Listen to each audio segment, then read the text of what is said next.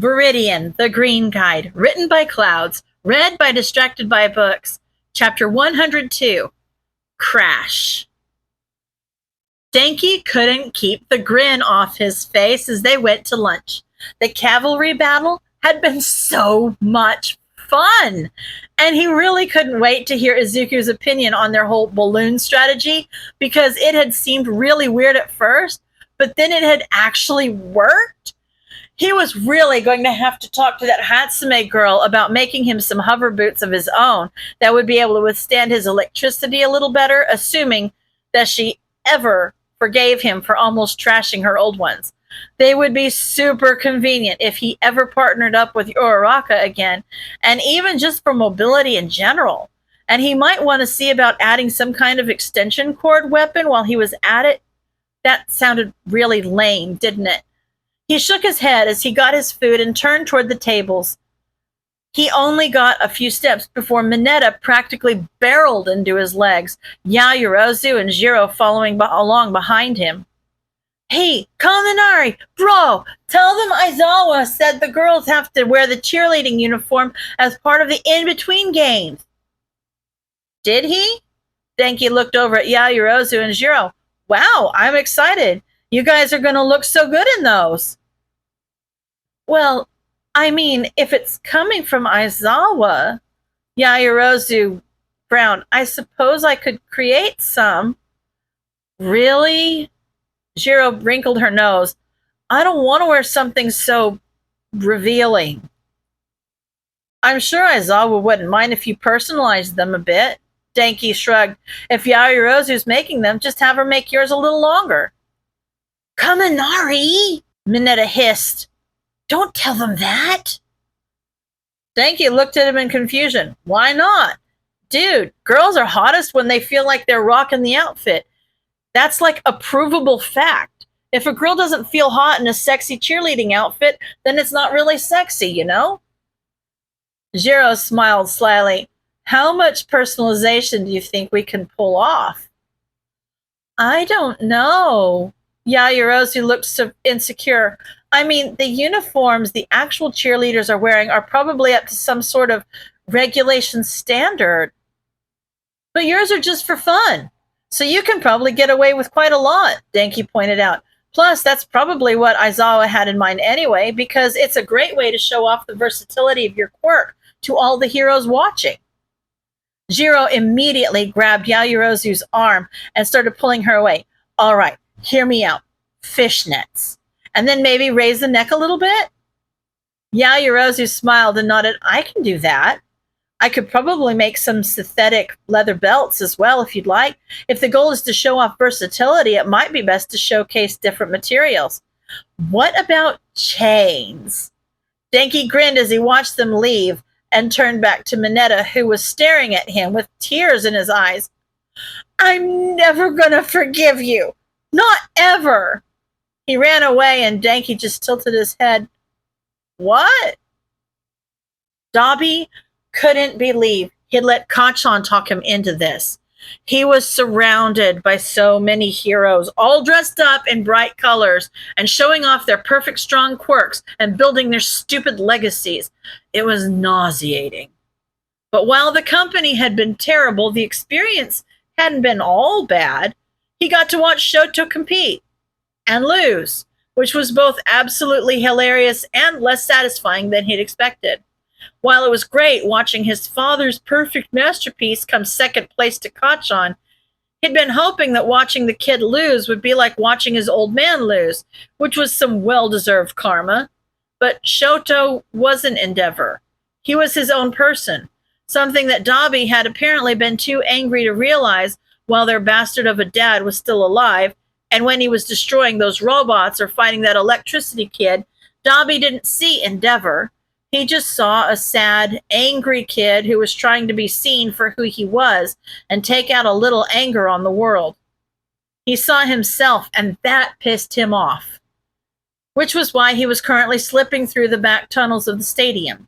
If he stayed around those stupid, shallow heroes, he was seriously going to torch something. So, yeah, searching for someplace with a little more peace and quiet was a good idea. And And just where do you think you're going? Dobby groaned as a pair of heroes blocked his path. Away from idiots like you? Got a problem with that? A big guy who he thought was called Death Arms crossed his arms. Yes, actually, considering that these are the student preparation areas. Dobby rolled his eyes. Are they really? The other hero, a wood guy that would probably be a lot of fun to torch if Dobby ever felt like crossing the line into actual murder, stepped up behind him. Yes, so unless you are visiting a relative, I suggest you turn around and go back. I am.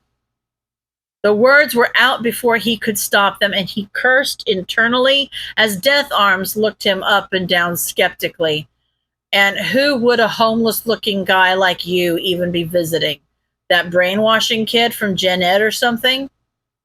No. Dobby stood up to his full height, more angry now than anything else. He wasn't about to let another hero make him cower. Never again. I'm here to visit my little brother, Shoto Todoroki. It took Izuku a minute to find the door Eraserhead had said to go in, but it was already unlocked for him, which meant that Netsu had probably already gotten involved. He didn't know whether that was a good or bad thing, considering that the only plan he had at the moment was a nebulous, half-baked tangle of quirk theories that he'd come up with after running out the door. All he could do was hope that would be enough. Instead of going straight to the prep room to meet Eraserhead, not that Izuku would actually know where that was anyway, Izuku made his way toward where the students would be coming back after lunch. He'd been checking his notifications as much as possible while running here, mostly to keep an eye on Queen Bee's host, but getting to see the pictures and memes of Denki's team winning the cavalry battle was a nice side effect. He'd seen that there was going to be a break before the third round, which meant that at least some of the students, including Denki, should be wandering the tunnels by this time, which meant that now it was just a trick of finding the ones he needed while keeping out of sight of the ones he wanted to avoid.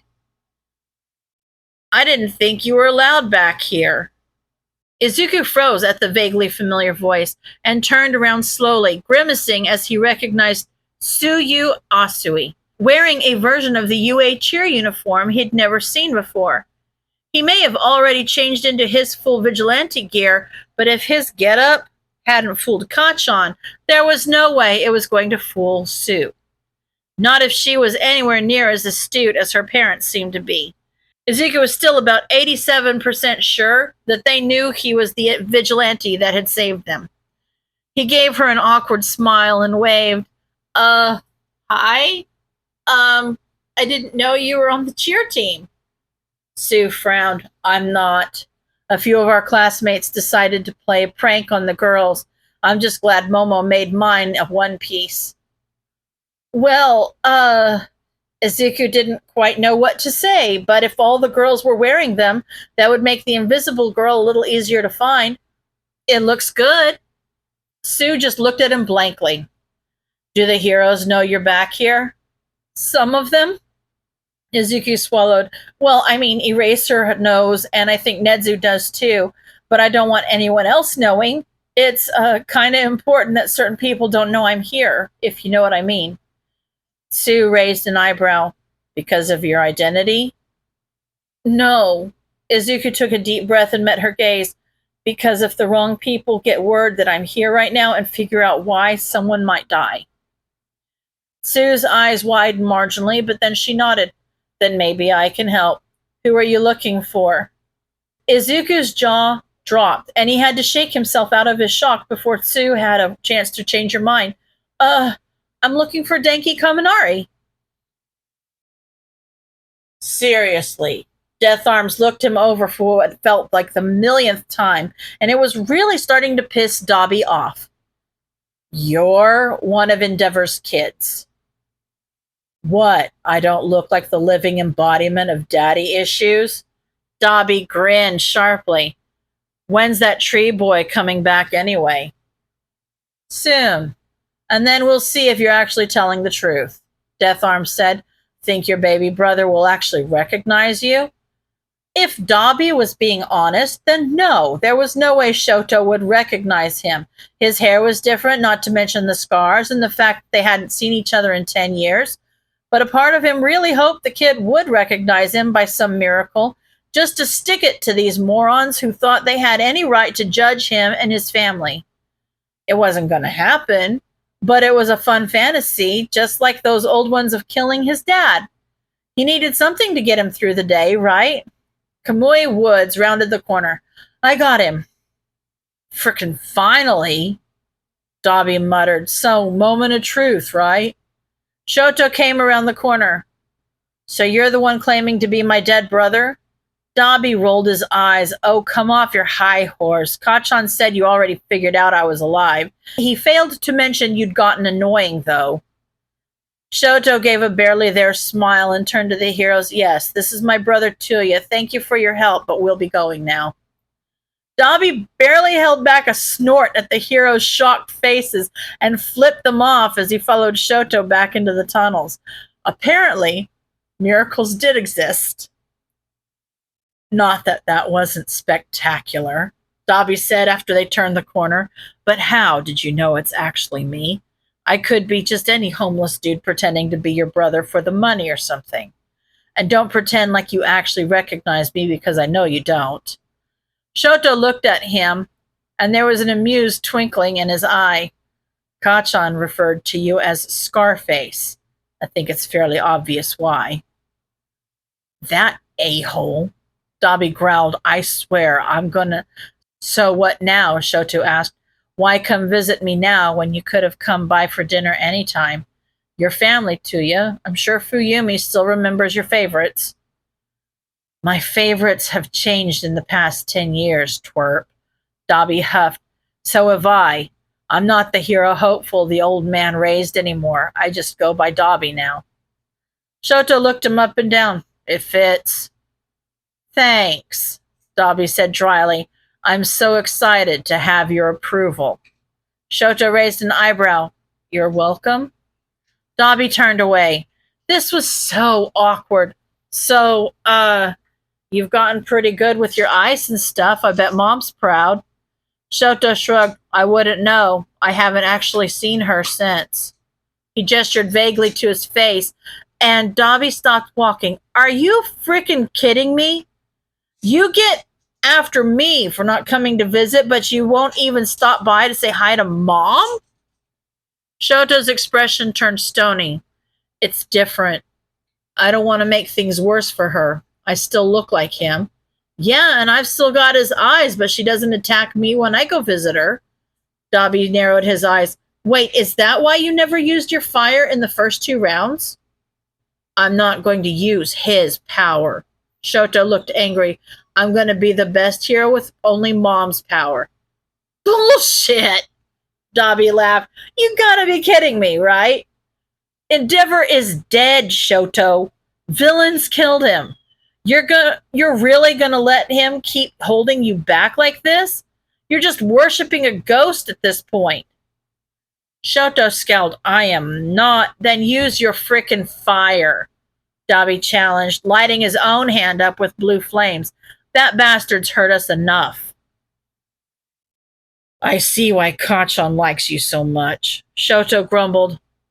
I need to prepare for the next round. Thank you for the visit. Yeah, sure. Dabi said, Hey, where are Fuyumi and Natsu sitting? I may as well give them a heart attack while I'm here. He ruffled Shoto's hair as his little brother practically pouted. Why did I think having you back would be fun again? Dabi laughed. No clue. Good luck in the next round, twerp. You're gonna need it. Kaminari didn't know whether he should approach the girls and apologize for accidentally helping with Mineta's prank, or if he should just keep his distance. They probably didn't even want to see him right now.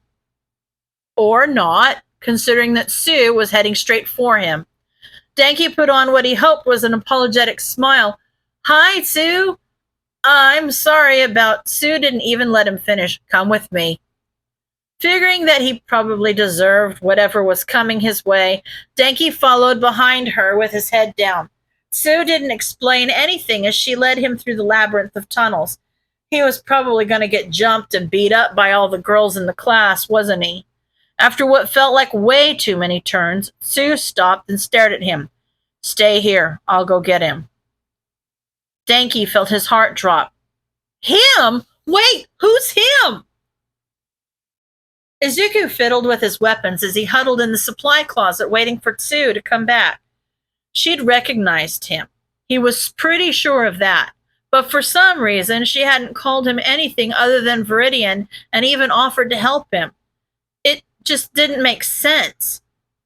There was a soft knock on the door, and then it opened, and Tsu gestured for him to come out. He's just around that corner. Let me know if you need anything else. Before he could stop himself, Izuku reached out and grabbed her arm. Why are you helping me? I'm a vigilante. For all you know, I'm sneaking in. You saved my parents' lives. Tsu held his gaze seriously. If it wasn't for you, me and my siblings would probably be orphans right now. So if you say you have a reason to be here, that's enough for me. You saved my family, so I'm just helping my parents return the favor. Izuku swallowed thickly and let go of her arm. Thank you. Tsu gave him a small smile. Good luck. She walked away and Izuku took a deep breath, then turned the corner. Denki was standing, staring at the wall, but turned when he heard someone coming. When he saw Izuku, Denki's eyes widened and his jaw dropped as he looked him over from head to toe, taking in his entire vigilante outfit in all its glory. He could only hope Denki would actually help him and agree to save the fight for later. They didn't have time for a long confrontation right now, not when there were lives on the line.